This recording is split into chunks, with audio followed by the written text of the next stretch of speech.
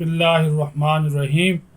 Viewers, आप देख रहे हैं views with news to you. उम्मीद है आप खैरियत से होंगे। आज तब्दीली कमांड की एक पुरवकार जो तकरीब है वो GHQ में मुनक्कद हुई, आर्मी हॉकी स्टेडियम में। और जनरल सैयद आसिम मुनीर अफवाज पाकिस्तान के 70वें सिपह सालार जो हैं वो बन गए। और साबिक जो आर्मी चीफ है जनरल कमर जावेद बाजवा, वो अपनी 6 साल मुद्दत पूरी करने के बाद सुबुकदोश हो गए, यानी रिटायर हो गए। बड़ी अच्छी तकरीब थी। और इसमें सबसे जो अहम बात है कि तहरीक इंसाफ ने भी नए आर्मी चीफ के लिए एक अच्छे जज्बे का इजहार किया है। और आज हमें वहाँ पे तहरीक इंसाफ की भी अच्छी खासी नुमाइंदगी देखने में आई। वो अलग बात है कि तहरीक इंसाफ के जो ये रहनुमा जो शरीक हुए, उनकी नए आर्मी चीफ से या वहाँ पर मौजूद DGI-SI से या जो DGC हैं उनके साथ उनकी मुलाकात नहीं हुई। लेकिन जो है वो तकरीब में वो शरीक थे। उन्होंने एक मैसेज दिया कि वो नए आर्मी चीफ के साथ जो है वो ताल्लुकात को बेहतर करना चाहते हैं।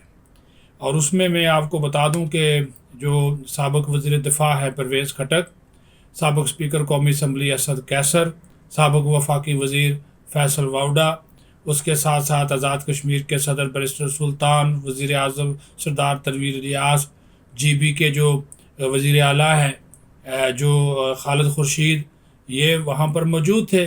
और साथ ही साथ चूँकि मैं इसमें वो भी कहूँ कि वज़ीर आला पंजाब चौधरी परवेज़ लाई वो भी वहाँ पे मौजूद थे, क्योंकि वो भी तहरीक इंसाफ के साथ ही हैं, तो उनको भी आप तहरीक इंसाफ का ही समझे। कुछ बुझे नज़र आए परवेज़ लाई, और परवेज़ खटक से भी मिले, असद कैसर से मिले। लेकिन हुकूमती जो वज़रा थे, जिस तरह ख्वाजा आसफ है, राना सनाउल्लाह हैं, बिलावल भुट्टो जरदारी, मरियम औरंगज़ेब, मलिक अहमद ख़ान, इनसे उनकी जो लैग नहीं हुई। काफ़ी दूर दूर इनको बिठाया गया था। वो मुंतज़मीन भी बड़े होशियार और चलाक थे ना, जिन्होंने कहा कि इनको इकट्ठे नहीं बिठाते, तो इनको अलग जो है वो सीटें तहरीक इंसाफ वालों को जो दी गई थी।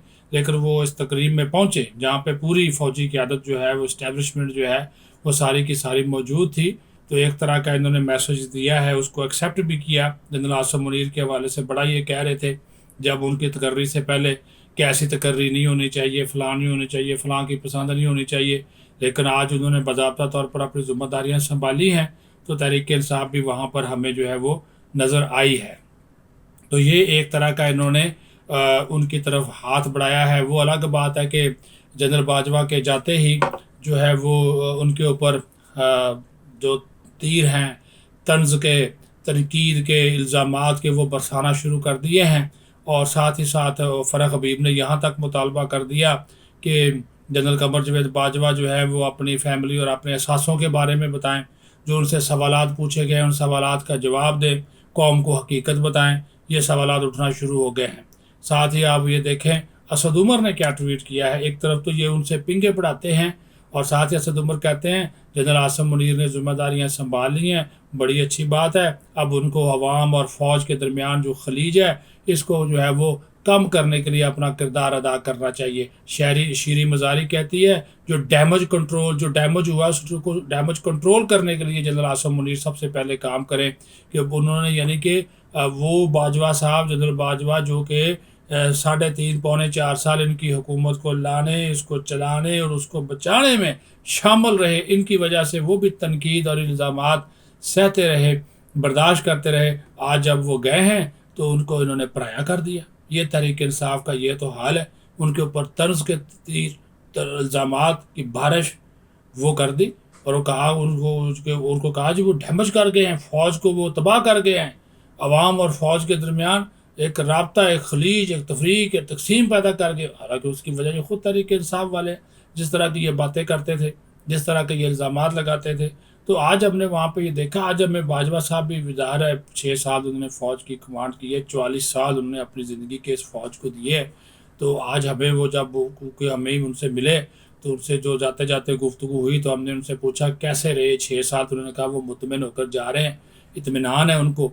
लेकिन उनका चेहरा उदास था, वो कहानी कुछ और बता रहा था। उदास थे, ज़ाहिर इतना बड़ा ताल्लुक़ एक इदारे के साथ यकदम ख़त्म हो जाए तो इंसान के जो जज्बात होते हैं وہ آپ خود اندازہ لگا سکتے ہیں کہ وہ کیا ہوں گے۔ تو جنرل باجوہ کے وہ جذبات تھے وہ کنٹرول کر رہے تھے، فوجی افسر ہے، وہ جذبات سے تو فوجی افسر کام نہیں لیتا۔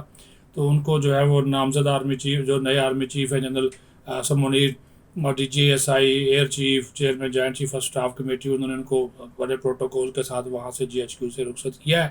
لیکن ان کی باڈی لینگویج جو تھی وہ بتا رہی تھی کہ معاملات جو ہے وہ یہ فوج سے جاتے ہوئے وہ اتنی آسانی سے نہیں ہوتا نا، یہ سارا کام تو آپ خود سمجھدار ہیں۔ تو وہ اداس تھے، کافی غمناک بھی ہمیں جو ہے وہ نظر آئے۔ لیکن وہ وہاں سے پھر سب کے لیے نیک خواہشات کا اظہار کرتے ہوئے، اور انہوں نے جب ان سے مزید ہم نے سوال کیا تو انہوں نے کہا اب آپ جتنے بھی سوال پوچھیے گا نئے آرمی چیف سے پوچھیں۔ نئے آرمی چیف صاحب نے کہا جی وہ تو میڈیا سے کوئی بات نہیں کریں گے، وہ تو ابھی خاموشی اختیار کریں گے۔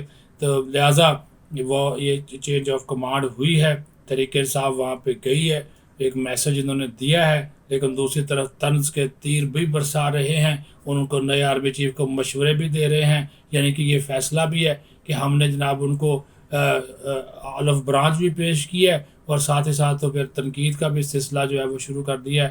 تو یہ جو دو رخی ہے تو یہ نظر آنی چاہیے، یہ ختم ہونی چاہیے۔ اس کا سلسلہ جو ہے وہ یہ نہیں ہونا چاہیے کہ یہ معاملات جو ہے وہ کسی اور طرف جاتے ہوئے نظر آئیں، اور طریق صاحب کو ایک واضح لائن جو ہے وہ اس حوالے سے اختیار کرنی چاہیے۔ اپنا خیال رکھیں، بہت شکریہ۔